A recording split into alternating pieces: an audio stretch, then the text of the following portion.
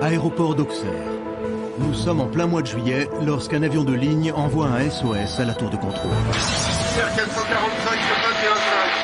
Imputation au contrôle dans mon secteur. Demande d'atterrissage d'urgence sur Auxerre. La tour de contrôle de l'aéroport d'Auxerre reçoit un message de détresse du vol TH445 en provenance d'Ajaccio. Le commandant de bord demande l'autorisation de se poser immédiatement. Des événements à bord laissent craindre le pire. Il faut absolument isoler l'appareil sur la piste d'atterrissage.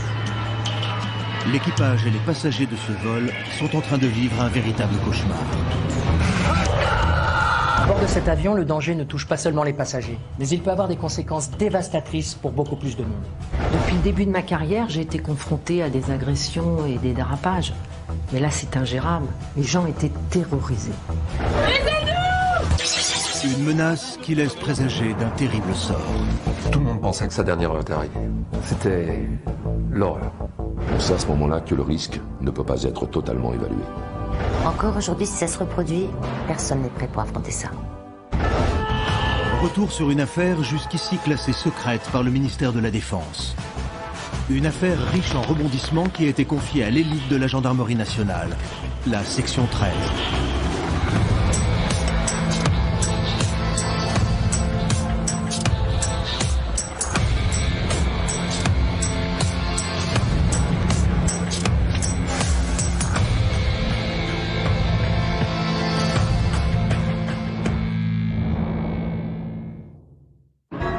Nous sommes le 3 juillet 2003. Il est 13h44. Le vol TH445 en provenance d'Ajaccio, avec à son bord 127 passagers ainsi que 7 membres d'équipage, lance un appel de détresse enregistré par la tour de contrôle. 25 minutes après avoir décollé, le commandant de bord, Pedro Manuel, a indiqué à la radio qu'une rébellion suivie d'une bagarre qui pourrait s'apparenter à une attaque terroriste a eu lieu en classe affaires. Il a verrouillé sa porte. Et 4 hôtesses et le copilote restés à l'arrière de l'appareil ne répondent plus à ses appels. Mayday, Air 445 sur 21.5. Habitation au contrôle dans mon secteur. Demande d'atterrissage d'urgence, je répète. Demande d'atterrissage d'urgence sur Auxerre. Avec assistance. Les terroristes au comportement irrationnel semblent mettre en danger les passagers du vol TH445. Les opérateurs de la tour de contrôle ont tout de suite donné l'alerte. Le ministère de la Défense mandate le général Carnot de la section 13 pour diriger les opérations sur l'aéroport d'Auxerre. L'appareil est maintenant posé sur la piste depuis bientôt 5 minutes.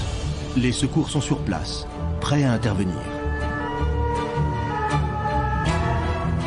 Vu l'ampleur de l'affaire, le général Carnot s'est immédiatement rendu sur place avec les membres de la section d'élite de la gendarmerie française, la section 13. Nous sommes arrivés environ 30 minutes après que l'avion se soit posé sur le tarmac d'Auxerre. Il nous fallait faire vite, car la situation semblait s'aggraver.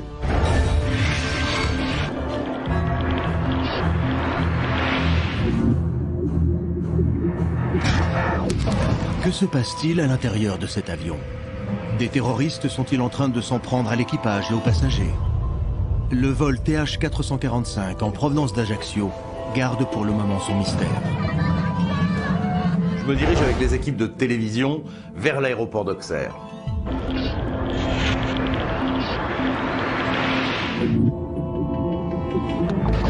Je suis parti de Paris avec mon caméraman et on suit tout ce qui se passe à la radio. Michel Rosemary fait partie des quelques journalistes qui ont pu couvrir la totalité de l'affaire. Habitué des enquêtes particulièrement complexes, il va vite comprendre que ce qui s'est passé dans cet avion dépasse l'entendement. On a pu entendre sur les ondes l'interview du contrôleur, celui qui a reçu l'appel de détresse de l'avion.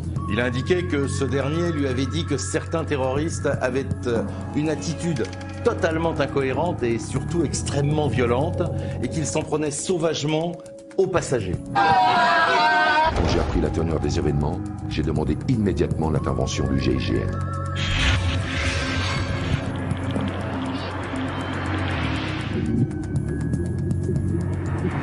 On allait devoir faire face à des terroristes plutôt particuliers, d'après les premières informations. Et je peux vous dire que dans ce cas de figure, je fais appel à des pointures. Le capitaine Brunel de la section 13 va superviser de très près les manœuvres sur le terrain et prend en charge les opérations conduites par les gendarmes du GIGN qui l'attendent à l'aéroport d'Auxerre. J'avais jamais vécu une situation pareille, c'était inimaginable. Un véritable état de guerre. Dans le même temps, le commandant Lournec, spécialiste en psychologie et parapsychologie, organise une cellule de crise d'aide aux victimes avec les premiers secours.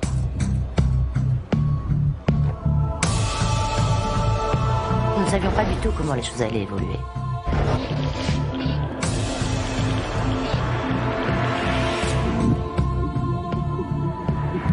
On avait un avion cloué au sol avec potentiellement 127 passagers en danger.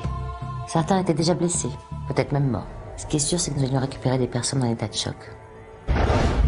Un important dispositif se met en place sur le tarmac de l'aéroport d'Auxerre. Parmi les membres de la section 13 mobilisés sur l'affaire, il y a le lieutenant Etchebari, à la tête de la cellule scientifique depuis 5 ans. Il arrive également dans l'heure qui suit le début de l'affaire. Un avion était immobilisé au milieu de la piste et nous savions qu'il allait falloir débloquer la situation au plus vite, avec comme priorité de sauver la vie des passagers.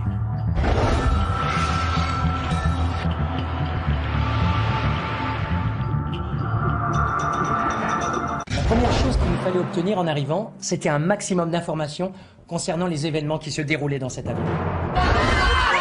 Les enquêteurs de la section 13 n'ont que très peu d'éléments concernant la nature exacte des événements. D'après le message SOS du commandant de bord, des terroristes fous furieux s'en sont pris aux membres de l'équipage ainsi qu'aux passagers.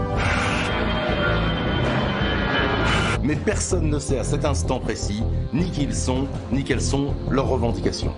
Avant d'envisager une intervention, il fallait avoir le plus d'éléments possible concernant le nombre exact de terroristes présents à bord et pouvoir les identifier. Il est primordial dans cette situation de pouvoir établir un contact avec les terroristes et éventuellement rentrer en communication pour tenter de négocier. On espère tous que les négociations vont être possibles, parce que face à une prise d'otage, il faut d'abord trouver un terrain d'entente avec les ravisseurs, avec un objectif primordial, c'est de sauver les civils. Le maréchal des logis de l'Orme accompagne alors le capitaine Brunel pour préparer un plan d'assaut au cas où les négociations échoueraient. L'avion est arrêté au milieu de la piste. Les secours sont prêts à intervenir. Aucune porte n'a encore été ouverte. Les escaliers automoteurs ne sont pour l'instant pas autorisés à accéder à l'appareil. Épluchant la liste des 127 passagers, on découvre qu'il y a tout de même 22 enfants. Donc là, on est sur une opération particulièrement risquée. Un assaut, c'est compliqué à gérer. Mais dans cette situation, c'est encore plus délicat. La marge de manœuvre est quasi nulle et c'est extrêmement risqué pour les civils qui peuvent se retrouver au milieu des tirs. 30 minutes après l'atterrissage du vol TH445, une liaison radio va permettre d'en savoir davantage sur ce qui se passe dans cet avion. Le commandant, enfermé dans l'appareil, dialogue par radio avec les services de gendarmerie. Le général Carnot, chef des opérations au sein de la section 13, entre en communication depuis le véhicule d'état-major avec le commandant de bord, Pedro Manuel, à 14h45. Le service vidéo de la section 13 a capté la scène.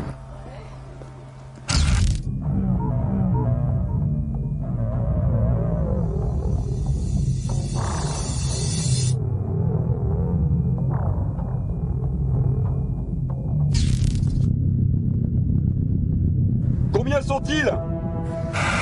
C'est difficile à dire. Je dirais entre 6 et 8. La deuxième classe, ça a l'air plus calme, il y a 2 tics. Alors, c'est des tics. Ce sont des terroristes aussi, je crois. Il y a 2 terroristes qui semblent menacer tout le monde. Par contre, j'ai plus aucune nouvelle de l'équipage. Je ne sais pas ce qui se passe. Je vais essayer de les recontacter. Ah, merde! Que se passe-t-il? Répondez, que se passe-t-il? J'entends des bruits sourds qui proviennent de derrière la porte du cockpit. Et sur le moment, je dois vous avouer que c'est assez inquiétant. Pouvez-vous me dire ce qui se passe? Répondez-moi, commandant!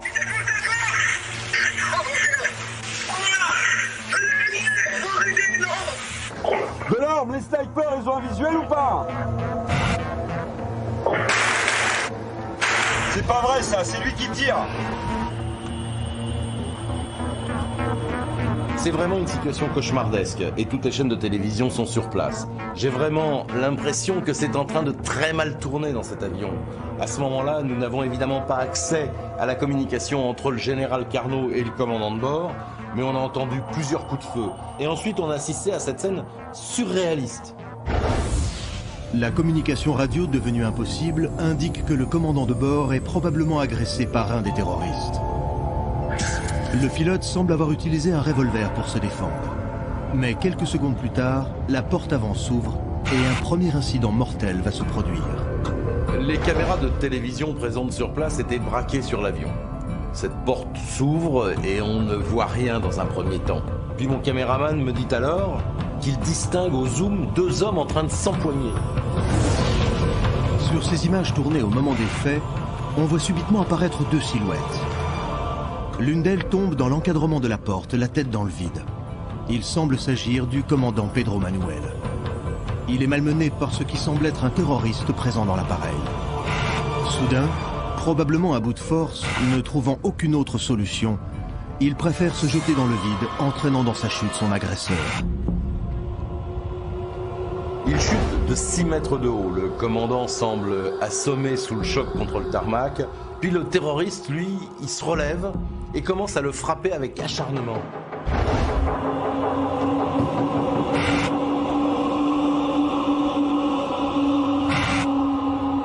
Un groupe de la gendarmerie se précipite sur eux. Toutes les équipes en alerte sur les lieux comprennent alors que l'on est face à un individu particulièrement dangereux. L'homme qui a attaqué le commandant de bord, malgré la chute, s'est redressé et s'est acharné sur lui. Un sniper du GIGN posté dans un hélicoptère tire sur le terroriste et le touche à l'épaule. L'homme est immédiatement emmené vers les tentes de premiers secours. Et lors de son transfert, qui n'a duré que quelques minutes, l'individu présente des troubles extrêmement inquiétants. Il était comme fou au moment de le charger dans l'ambulance. Il a même essayé de frapper un infirmier au visage. C'était comme une bête enragée. Personne ne comprend réellement ce qui se passe. On voit les secours s'affairer et on se demande alors ce qu'il en est de l'état du commandant de bord. On le voit allongé au sol et cela fait au moins 2 bonnes minutes qu'il ne bouge plus et les médecins qui l'entourent semblent ne plus agir. Là, j'ai fait en sorte que l'équipe d'infirmiers apporte au commandant de bord les premiers soins. Là, il était décédé. Ce coup à la tête qu'il lui a pris lui a été fatal. Pedro Manuel est la première victime de ce qui ressemble à une prise d'otage.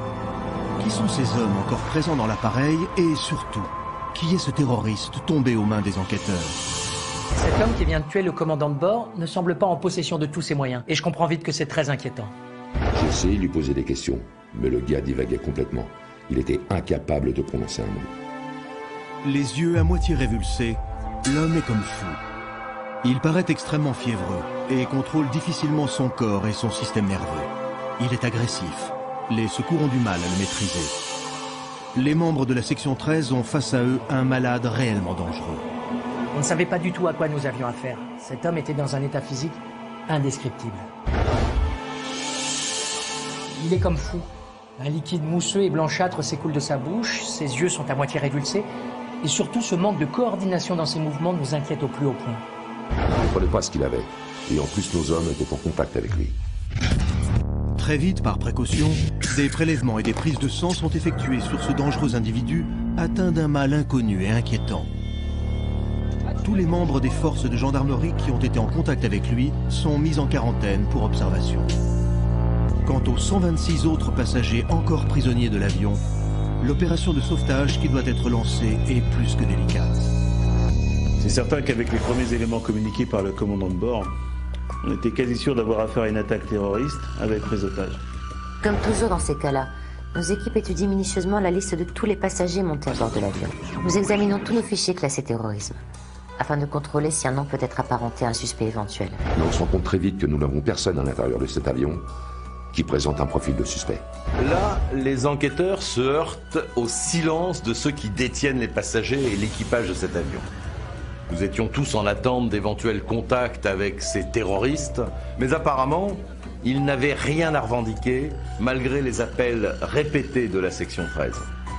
Donc à ce moment-là, on n'a plus aucune liaison radio, et on ne sait pas quelle est la situation à l'intérieur de la carlingue. Le maréchal des logis Delorme dirige alors le peloton du GIGN. Avec le capitaine Brunel, ils mettent au point le dispositif d'assaut visant à neutraliser les différents terroristes présents à bord de l'appareil. Mais ils se retrouvent confrontés à une problématique inhabituelle.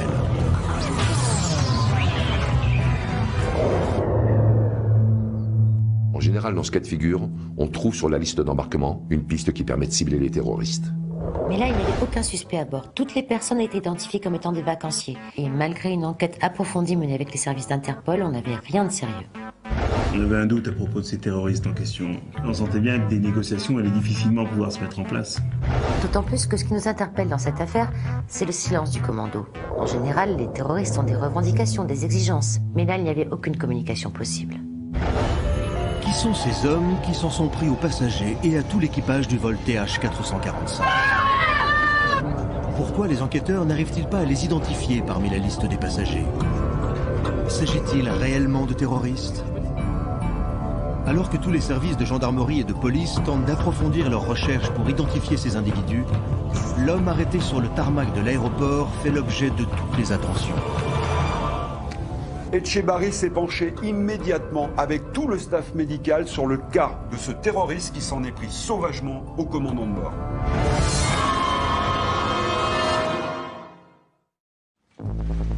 Sous une tente de premier secours dressée sur l'aéroport d'Auxerre, le lieutenant Etchebarri, responsable de la cellule scientifique de la section 13, avec l'assistance de l'équipe médicale, forme l'hypothèse qu'un virus pourrait avoir atteint l'individu. On n'a pas eu le temps d'effectuer des analyses précises, mais les premiers symptômes sont extrêmement inquiétants. Des recherches approfondies sont immédiatement diligentées, mais on est quasiment certain que cet individu est rongé par quelque chose de fort à l'intérieur de son corps. Cette nouvelle pose de nombreuses questions quant à la nature du drame qui est en train de se jouer. Si un virus non encore déterminé a touché de nombreux passagers, la situation est particulièrement grave. Si cet homme est atteint d'un virus dangereux, alors il est tout à fait probable que d'autres personnes soient également atteintes à bord de l'avion. L'adjudant Pierre Treskin travaille depuis 5 ans aux côtés du lieutenant Etchebarri. Pour lui, l'affaire prend vite une toute nouvelle tournure. Car si un virus a pu contaminer l'individu qu'ils ont entre les mains, il se pourrait que ce mal soit à l'origine de son comportement. Les symptômes que présente cet homme sont complexes. Forte fièvre, nervosité et stress intense, perte totale du contrôle de son corps, sensation de soif intense, mais vomissement extrême dès qu'il ingère de l'eau. Et en plus, son état se dégrade d'heure en heure. Il semble que son cerveau soit atteint. Et l'individu infecté présente des troubles du comportement et de l'agressivité dus à l'atteinte du système limbique. Et notre patient semblait atteint d'un mal mystérieux qui le mettait dans un état épouvantable. Les enquêteurs de la section 13 vont alors comprendre que cet homme hautement agressif et porteur d'un virus jusqu'ici inconnu n'est pas forcément le terroriste que tout le monde imagine. L'homme qui a attaqué le commandant de bord a été identifié. Il s'appelle Mariusz Ledzinski. Il est bien sur la liste des passagers et il revient d'un séjour en club de vacances en Corse avec sa femme. Cet individu, il n'a pas de casier, il n'est pas fiché et il ne semble appartenir à aucun mouvement terroriste. Le vacancier longue date qui rentre avec sa famille d'un séjour en Corse. L'état de santé de Mariusz Ledzinski s'est considérablement aggravé. Il est entré dans le coma profond. Le virus a déjà totalement altéré son organisme. Son pronostic vital est engagé. Enfin, en clair, je comprends très vite qu'on l'a pris en charge trop tard et qu'il est condamné. Le lieutenant Etchebarri est à ce moment-là persuadé qu'ils n'ont pas affaire à une attaque terroriste. Avec l'adjudant Pierre Treskin, il est l'un des premiers à envisager une toute autre hypothèse quant à l'origine du drame. À ce moment-là, on se dit qu'on est sur un cas bien spécial et que ce qui se passe à bord de cet avion n'est probablement pas un acte terroriste. Enfin, disons, tel qu'on l'entend habituellement. La question que tout le monde se pose, c'est quel est ce virus et d'où vient-il? Il allait falloir identifier tous les passagers et surtout leur provenance. Là, une course contre la montre est engagée. Nous n'avons pas droit à l'erreur ni au moindre doute. Il faut réagir très vite. Il est maintenant 15h45. La porte de l'avion est restée ouverte et aucun passager ne s'est manifesté. S'agit-il réellement d'une attaque terroriste? Ce virus dangereux rendant particulièrement agressif toute personne qui en serait atteinte, pourrait-il être la cause de cette situation? L'organisation des secours s'est déroulée en un temps record. Nous devions au plus vite nous apprêter à prendre en charge tous les passagers et surtout en évitant tout contact avec l'extérieur, comme le personnel de l'aéroport. Nous avons mis en place un hôpital de campagne avec tout ce que cela comporte. Les tentes de secours d'urgence ainsi que 130 lits sont acheminés sur l'aéroport d'Auxerre. De nombreux véhicules de secours, des infirmiers ainsi que des virologues spécialistes en maladies contagieuses arrivent sur place. Un plan d'alerte maximale est mis en place par les membres de la section 13. Le général Carnot était en liaison constante avec le ministère de l'Intérieur et avant 16 heures, tout était prêt pour l'assaut. Nous avions tous en tête la sécurité des passagers. L'objectif, c'était d'atteindre la porte avant de l'appareil à l'aide d'un camion escalator afin d'avoir un premier visuel sur l'intérieur de l'avion. Voici 1h30 que le vol TH445 en provenance d'Ajaccio, comptant à son bord 127 passagers, 4 hôtesses et le copilote, est cloué sur le tarmac de l'aéroport d'Auxerre. Après le décès du commandant de bord, Pedro Manuel, attaqué par le passager Mariusz Ledinski, la situation est toujours bloquée. Les tentatives de communication par radio ne donnent rien. Il reste 126 passagers à bord. La porte avant est restée ouverte. Les membres du GIGN vont pouvoir intervenir. Toutes les chaînes de télévision étaient suspendues aux événements qui se déroulaient en direct sur le tarmac. Les organes de presse étaient tous réunis devant cette situation absolument démente. Et là, on a vu les hommes du GIGN commencer leur approche de l'avion. Après 4 heures de négociation, l'assaut est donné. Il va durer 20 minutes. Les forces du GIGN ont pris l'assaut de l'appareil vers 17h15. Alors que les caméras de télévision sont braquées sur l'assaut du GIGN en cours, un incroyable rebondissement va faire stopper l'opération. Tout d'un coup, on voit une personne faire des grands signes depuis la porte ouverte. Et là, évidemment, on stoppe tout de suite l'opération. Un véhicule de la section 13 s'approche alors de l'avion. Cette femme qui fait de grands signes à la porte s'appelle Natacha Balerne. Elle semble indiquer par des gestes que la situation s'est apaisée. Devant ce retournement de situation et sous la protection du GIGN, les secours s'approchent de l'avion.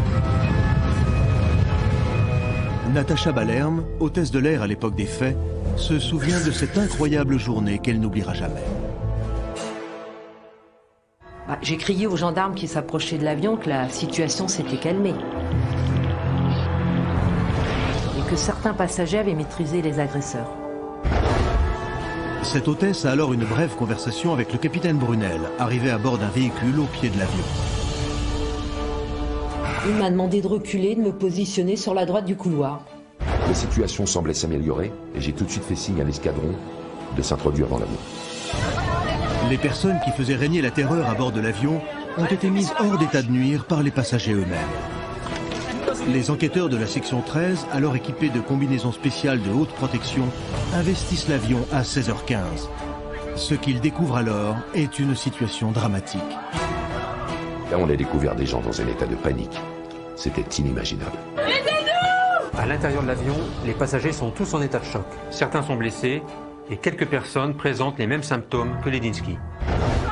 Nous avons pu nous procurer les images tournées par le service vidéo de la section 13. La plupart des personnes à l'image sont décédées suite à ces événements tragiques. Et pour préserver leur famille, nous avons choisi de cacher leur visage.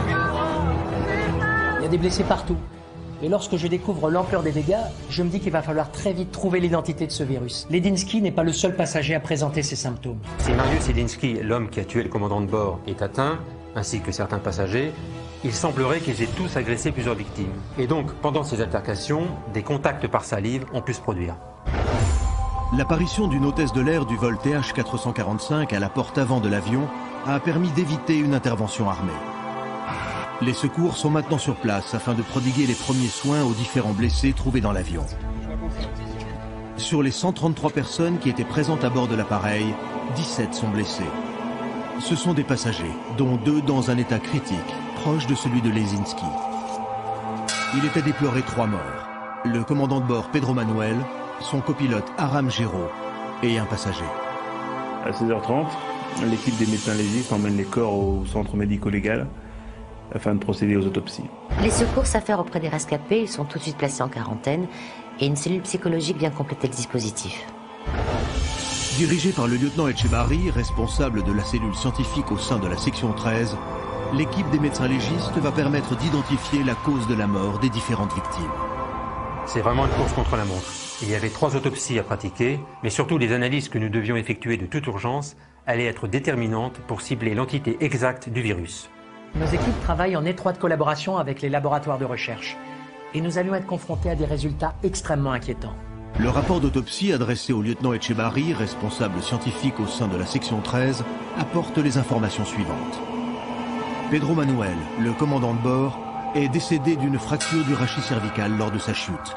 Le copilote Aram Gero a eu les vertèbres cervicales fracturées par un des agresseurs. Quant au passager, il était porteur du virus. Comme Mariusz Ledinski, il a succombé d'un arrêt respiratoire et cardiaque. Que s'est-il passé à bord du vol TH445 en provenance d'Ajaccio? Qu'est-ce qui a poussé ces voyageurs à agresser ainsi les autres passagers du vol? Les enquêteurs vont devoir répondre très vite à toutes ces questions, et alors qu'un plan d'alerte maximale est mis en place, les premiers témoins présents dans l'avion se confient aux membres de la section 13.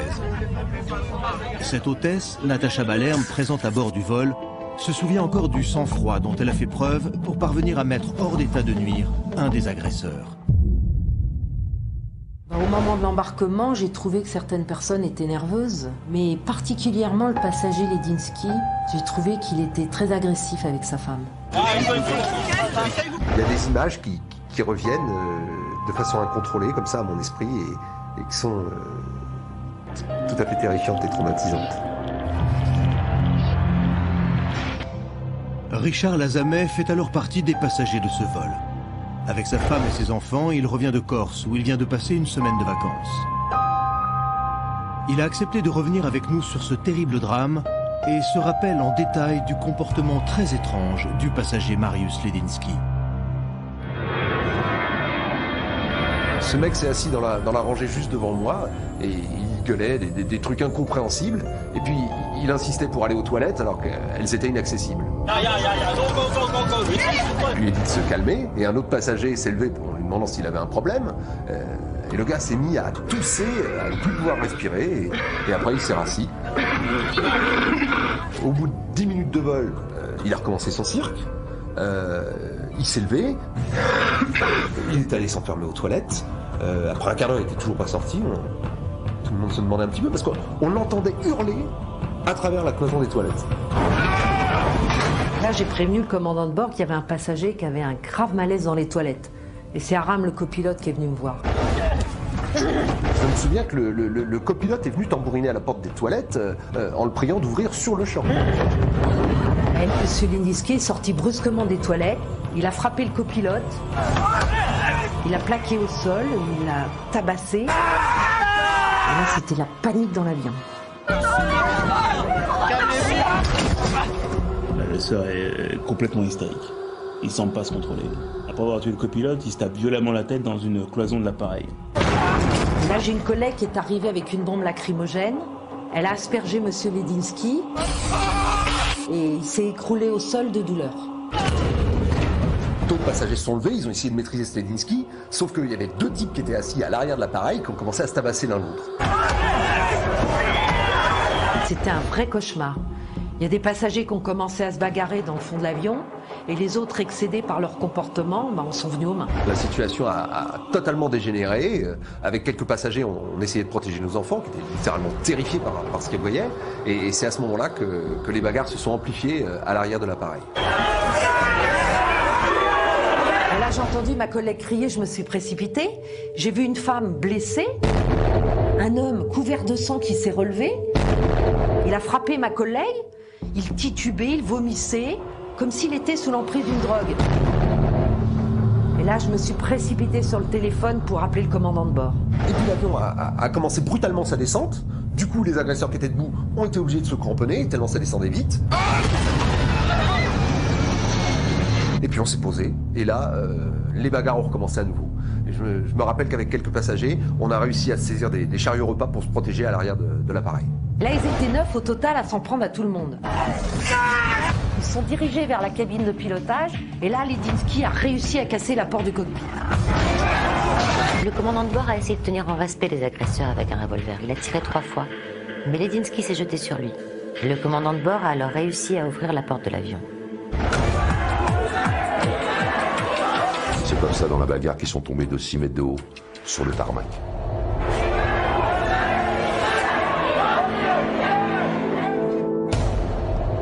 Parmi les personnes présentes dans l'avion ce jour-là, Certaines diront dans leur déposition avoir vu un père frapper son propre fils. 2 hommes ont tenté de s'interposer, mais l'individu les a violemment repoussés. D'autres expliqueront que certains des passagers atteints de ce mal ont essayé avec des morceaux du chariot repas de briser les vitres de l'avion alors qu'ils étaient en vol. De violentes bagarres ont éclaté et de nombreuses personnes ont été en contact avec ces individus dangereux porteurs du virus. Les enquêteurs de la section 13 ont du mal à comprendre quel est ce virus. Mais son identité va être révélée à la fin de la première journée. Les résultats du labo nous parviennent, on a du mal à y croire. Le virus en question serait une association chimique de plusieurs composants, dont celui du virus de la rage. Nous étions face à une forme dérivée du virus de la rage qui avait contaminé ces passagers. Et les examens et analyses effectués sur les agresseurs l'ont bien révélé. Mariusz Ledensky était décédé dans le courant de l'après-midi. Et les résultats de son autopsie apportaient les mêmes similitudes que les autres porteurs du virus. Mais nous n'étions pas au bout de nos peines. Nous étions face à un problème d'ampleur internationale. Il nous fallait comprendre très vite comment ce virus avait contaminé ces personnes et d'où il venait. Tous les passagers de ce vol venaient de Corse et j'ai tout de suite ordonné la mise en place d'une cellule de crise à l'aéroport d'Ajaccio. Si ces personnes gravement atteintes d'un virus proche de la rage avaient pu être en contact avec du personnel d'aéroport, des personnes prenant un autre vol, on pouvait se retrouver très vite confronté à un risque de pandémie sévère. On se devait de recenser les personnes autres que les passagers du vol d'Ajaccio qui avaient été en contact avec ces passagers. Et la liste pouvait être longue. Quel est ce virus inconnu dérivé de la rage qui a infecté des personnes venant de Corse? Combien d'entre elles, dans cet avion, étaient contaminées avant le départ du vol? Les enquêteurs de la section 13 sont très inquiets. Il faut faire vite. Ce virus fait peut-être des dégâts en Corse et même ailleurs. C'était une véritable situation de crise. Les ministères à la fois de l'Intérieur et des Affaires étrangères décident de lancer un communiqué à toutes les instances internationales faisant état d'une possible vague épidémiologique. L'Organisation mondiale de la santé est alertée et suit de près l'évolution de l'enquête. Les enquêteurs n'ont pas une seconde à perdre. Et nous, les journalistes, nous sommes priés de ne pas faire transpirer l'information. Et d'ailleurs, à l'époque, aucun article de presse n'a été publié et aucun reportage télévision n'a été diffusé. Depuis le début de cette terrible affaire, les enquêteurs de la section 13 doivent impérativement régler le problème très présent de la contamination de toutes les personnes ayant eu un contact avec les passagers du vol TH445 en provenance d'Ajaccio. Nos équipes ont pu identifier de manière certaine les 9 passagers atteints du virus au moment de l'embarquement. Et toutes ces personnes avaient embarqué à Ajaccio et étaient arrivées ensemble dans un même bus pour touristes. Je me souviens que des témoins qui travaillent à l'aéroport d'Ajaccio nous ont spécifié que certains étaient déjà particulièrement agressifs avant la phase d'embarquement. Il fallait donc remonter aux sources le plus vite possible et mettre en quarantaine toutes ces personnes qui auraient pu être en contact avec ces individus dangereusement infectés. Les gendarmes d'Ajaccio sont en alerte rouge. Toutes les personnes qui ont été en contact avec ces touristes doivent d'urgence être identifiées et mises en observation. Du chauffeur de bus qui a emmené ses voyageurs jusqu'aux hôtesses d'accueil, en passant par les agents de sécurité et de douane, toutes ces personnes sont identifiées et mises sous contrôle médical. L'avion a décollé il y a 5 heures d'Ajaccio, et dans ce cas d'alerte maximale, c'est le temps qui joue contre les hommes. Une épidémie peut s'aggraver d'heure en heure, et si d'autres personnes sont infectées sur la Corse, il faut les identifier au plus vite. Après recherche, on découvre que les 9 passagers contaminés viennent du même club de vacances, un club situé sur la côte est de l'île. Le centre de vacances en question a apparemment signalé dans la même journée que de violentes agressions avaient eu lieu.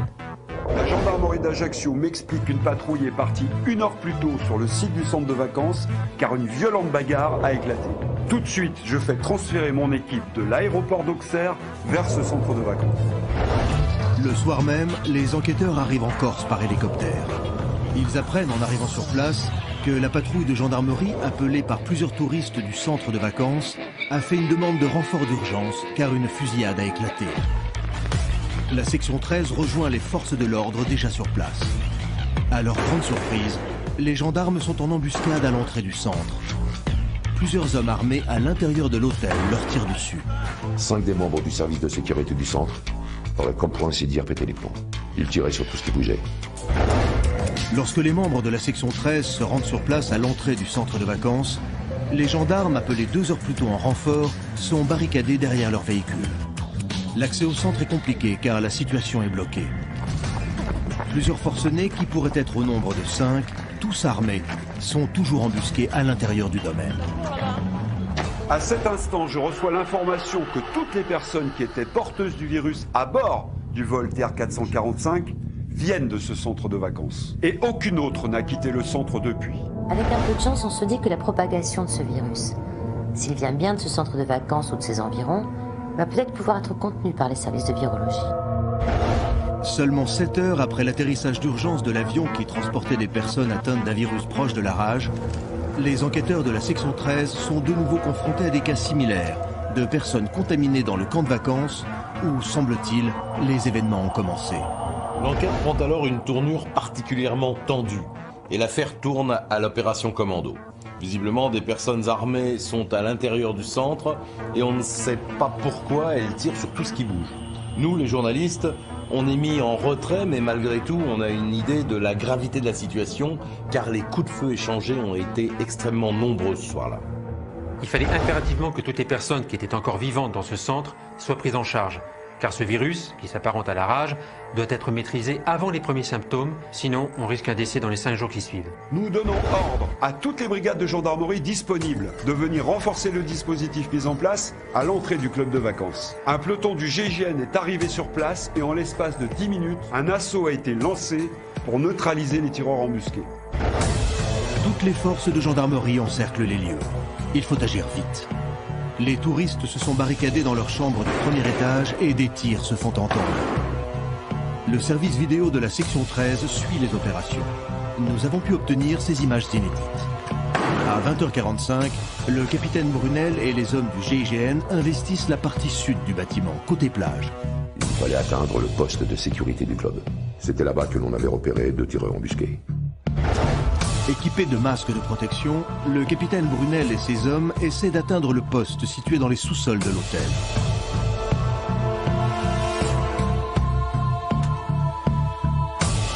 Il fait noir, on ne connaît pas le terrain, et on s'aperçoit que partout des personnes sont descendues se réfugier dans les sous-sols. La plupart sont blessés et atteints par ce mal qui crée une dégénérescence du système nerveux. Si c'est bien le virus de la rage qui a contaminé ce centre de vacances, on comprend vite qu'il a dû se propager à une vitesse qui dépasse l'imagination. L'opération se déroule très vite. Les membres du GIGN parviennent à maîtriser les quelques individus qui ont tenté de s'en prendre à eux.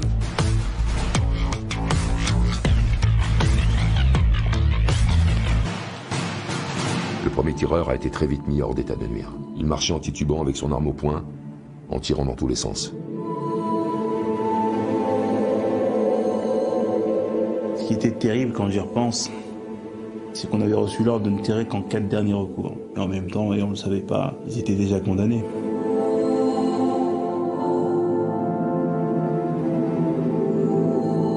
Les hommes ramenaient les blessés les uns derrière les autres. Et tous quasiment avaient déjà déclaré les premiers symptômes.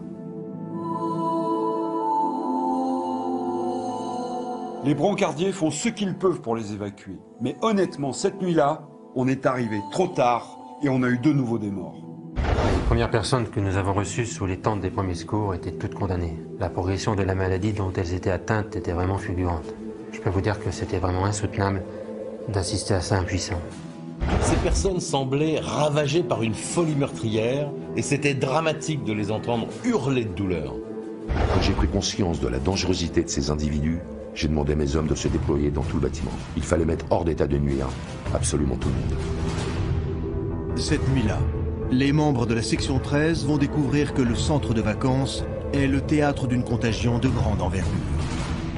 Les tireurs épuisés sont mis hors d'état de nuire en l'espace de quelques minutes. Il s'agissait des membres du service de sécurité de l'hôtel. D'après les médecins qui les ont vus, aussitôt interceptés, ils étaient atteints par le virus et avaient littéralement pété un plomb. Atteints de démence, ils sont allés chercher leurs armes et ils se sont mis à semer la terreur dans le club de vacances. Ces types-là avaient totalement perdu la raison et leur système nerveux avait été sévèrement atteint. Sur les images des caméras de la cellule vidéo de la section 13, on les voit déambuler, sans savoir où aller. On a l'impression qu'ils sont profondément choqués et atteints de ce mal qui rend leur démarche absolument chaotique. La majorité des personnes qui passaient leurs vacances en Corse ont été sauvées. Mais les membres de la section 13 auront à dénombrer 10 victimes, toutes décédées, suite à des symptômes trop avancés. Quel type de virus a-t-il pu ainsi provoquer la mort de 14 personnes cet été 2003? À Paris, la cellule scientifique dirigée par le lieutenant Etchebarri, en collaboration avec les laboratoires concernés, a réussi à identifier cette mutation du virus de la rage. Et les résultats de leurs recherches vont relancer la piste tant redoutée, l'acte terroriste. Ce virus hybride que l'on a appelé H1Z1 est en réalité un mélange de grippe et de rage capable de faire de nombreuses victimes. Elles auraient la capacité de contaminer les autres par simple contact. Et en plus, c'est un virus qui a des possibilités d'évoluer. L'exposition à divers produits chimiques, la chaleur, le froid, la sécheresse, l'humidité et aussi l'intensité des rayons ultraviolets peuvent provoquer des mutations. Le lieutenant Etchebarri explique alors à ses collègues que ce virus H1Z1 incube à l'intérieur du corps, seulement quelques heures avant de déclencher des symptômes particulièrement violents. Après avoir été inoculé, le virus va commencer à se multiplier à son point d'entrée dans le tissu musculaire. Puis il pénètre ensuite les terminaisons nerveuses des neurones, rendant l'individu porteur extrêmement dangereux. Anxiété, confusion mentale, folie, suivie de vives hallucinations, consument la victime jusqu'à ce qu'une mort misérable et certaine s'ensuive. Mais dans ce cas de figure, l'association avec le virus supposé de la grippe le rend beaucoup plus efficace et contagieux au plus haut niveau. La mutation et l'association des différents virus multiplient sa force de contamination et de développement.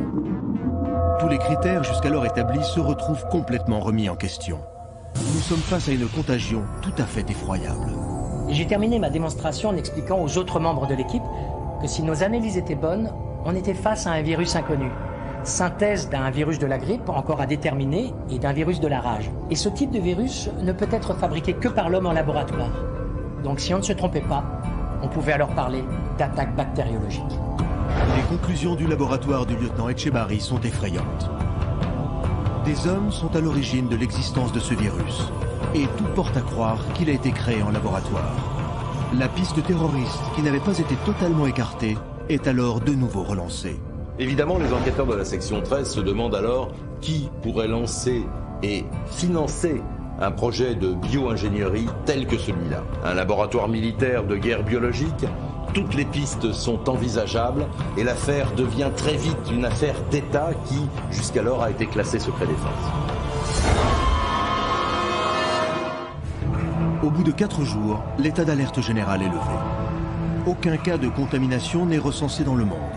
Et le virus H1Z1, qui a fait rage en Corse, semble ne pas avoir contaminé d'autres personnes, en dehors des passagers de l'avion, des gendarmes, ainsi que les nombreux touristes présents dans le club de vacances. Comment les passagers du vol TH445 et les résidents de ce club de vacances ont-ils pu être contaminés par ce virus hybride? Quelle en est son origine? Les enquêteurs de la section 13 vont devoir exploiter toute nouvelle piste susceptible d'apporter des éléments de réponse dans cette affaire hors du commun. Les membres de la section 13 ont alors passé plusieurs jours d'enquête à décortiquer tous les événements des jours et des semaines qui ont précédé la contamination. Le centre de vacances va alors devenir le théâtre de minutieuses investigations pour tenter de déterminer l'origine du virus. De nombreuses hypothèses sont envisageables et les chances de trouver la source de ce qui aurait pu s'avérer être une dangereuse épidémie sont faibles. Mais 5 jours après les faits, un élément va permettre aux enquêteurs de la section 13 de se mettre sur une nouvelle piste. Devant l'ampleur du problème, on ne se faisait guère d'illusions quant aux probabilités de découvrir l'origine de cet attentat bactériologique. Et là, je dois bien le dire, on a eu un véritable coup de pouce du destin. 5 jours après le drame, les enquêteurs restés sur place à l'intérieur de l'hôtel vont se rendre compte qu'ils sont épiés. C'est le commandant Lournec, responsable de la cellule psychologique d'aide aux victimes, qui va remarquer quelque chose de singulièrement étrange. Mon regard a été attiré par une des caméras de surveillance de l'hôtel. Elle était en mouvement et ça m'a tout de suite interpellé. Le club de vacances est équipé d'un réseau de caméras de surveillance, toutes reliées au poste de sécurité. Intrigué, le commandant Lournec se demande qui pouvait piloter ainsi les caméras sur le site de l'hôtel. Sur le coup, j'ai pensé en fait au capitaine Brunel et je me suis dit qu'il avait dû donner l'ordre de mettre le bâtiment en surveillance continue. Lorsque le commandant Lournec nous a fait part de ses constatations, je lui ai dit que nous n'étions pas au poste de surveillance.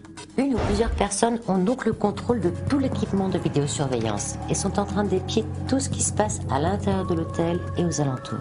On a étudié tous les plans des dispositifs de sécurité de l'établissement et mis au clair ce système de pilotage de caméra. Les membres de la section 13 entrevoient une nouvelle piste dans cette enquête extrêmement délicate. Pourquoi ce centre de vacances est-il sous surveillance externe? Et par qui? Une cellule d'investigation se constitue en toute discrétion. Il faut trouver où se cachent les observateurs. L'installation est étudiée et on constate que la portée Wi-Fi des caméras ne dépasse pas les 2 km² autour de l'hôtel. Pour les enquêteurs de la section 13, il est évident que cette surveillance de l'établissement et de ses environs est impossible de l'extérieur. Si quelqu'un parvient à manipuler ces caméras, il se trouve très probablement à l'intérieur de l'hôtel. Les plans du domaine sont alors soigneusement étudiés et un emplacement spécifique intrigue les enquêteurs. Il y a sous la piscine de l'hôtel une pièce dissimulée que l'on peut très difficilement atteindre. Il s'agit de l'ancienne chaufferie qui a été en partie murée lors de la rénovation de l'hôtel il y a 5 ans. C'était une pièce qui ne servait plus. L'hôtel avait été rénové et les propriétaires avaient en partie condamné ce local. Un microcanon a été mis en place pour vérifier si les sons ne viennent pas de cette chaufferie. Et grâce au micro, on a capté une conversation. 2 hommes qui parlent en français, à voix basse. Et là, on comprend qu'il y a des personnes dans cette pièce mystérieuse et qu'on a visé juste, si j'ose dire. L'ordre est donné au capitaine Brunel et ses hommes d'arrêter les 2 suspects cachés sous la piscine. Et on va comprendre rapidement comment toute cette affaire a commencé. Le capitaine Brunel et ses hommes se glissent dans le conduit qui mène à la pièce. Et en l'espace de quelques minutes, les 2 hommes sont arrêtés et identifiés. Il s'agit de 2 Français, Hervé Matosani et Laurent Bastien. Employés saisonniers du club, ils ne faisaient jamais parler d'eux. Et leur travail était de bonne qualité. Pourtant, ce sont eux qui pilotaient les caméras de surveillance et enregistraient des rapports vidéo et écrits depuis bientôt 2 semaines sur le site. L'arrestation de ces 2 suspects va faire considérablement progresser l'enquête. La section 13 va mettre à jour le scénario de leur plan machiavélique. Les 2 hommes, installés depuis 3 semaines dans ce local de l'ancienne chaufferie de l'hôtel, ont mis en place une opération terroriste. Ils filmaient tout. Ils enregistraient les retours des caméras de surveillance et observaient ainsi la façon dont l'épidémie se propageait. Tout était consigné. Nous avons retrouvé sur place des cahiers où ils notaient tout ce qui se passait. Sur les nombreux enregistrements des caméras de télésurveillance pilotées par les 2 suspects, la première vidéo est particulièrement explicite. On y voit Hervé Matosani, habillé en garçon d'hôtel, s'approcher de Marius Sedinski et de 3 autres touristes, avec un plateau de cocktail. Ils boivent tous le cocktail offert par le terroriste et un rapport informatique très explicite écrit par Matosani est stocké dans un ordinateur. Les 2 hommes ont contaminé les touristes et se sont lancés dans une séance d'observation expérimentale. C'était de toute évidence une opération de grande envergure qui, si elle avait réussi, pouvait engendrer une pandémie mondiale et provoquer la mort de plusieurs milliers d'individus.